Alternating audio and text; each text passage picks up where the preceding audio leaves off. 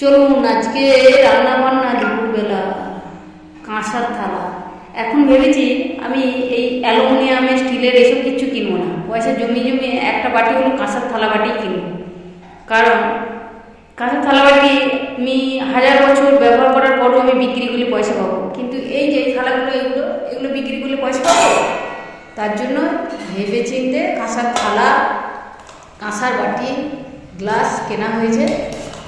এটা দিয়ে খাবো, আর বেশি বেশি করে একটা দুটো কিনে রাখবো, কারণ মানুষজন এলে তখন কাঁসার থালা এমনি একটা সুন্দর লাগে, আলাদা।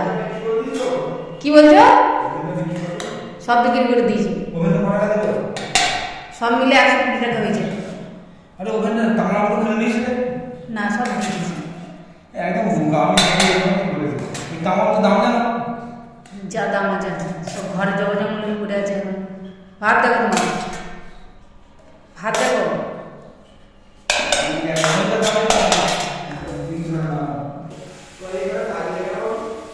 না, আবার কাজ নেই এখানে, শুধু বসে বসে কেটে যাচ্ছে আমার। হ্যাঁ, আমি তো একদিন 12:30 কাজ শুরু করলাম, তাও এত তরকারি ভাত রান্না করতে পারলাম না। সত্যি কেউ এসে আমাকে হেল্প করছে, জানেন তো বন্ধুরা, সেটাই বলছে এখন।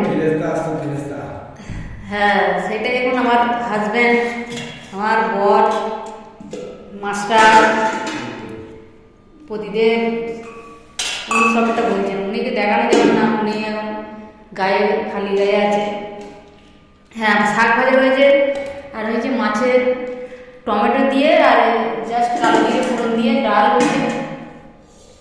আর এদিকে হয়েছে, এটাতে দিলাম মাশরুমের ঝাল। আমার শরীরটা খারাপ, রান্না বান্না করা পারছি না, তারপরেও আমাকে রান্না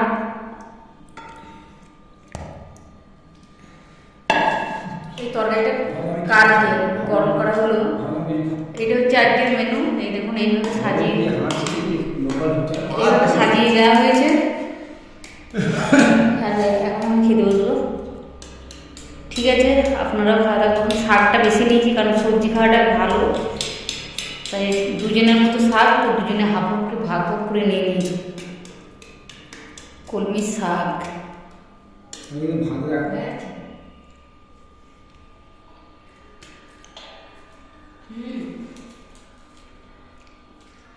কলমি শাকের দারুণ হয়নি। জোরে কি হবে? খাও,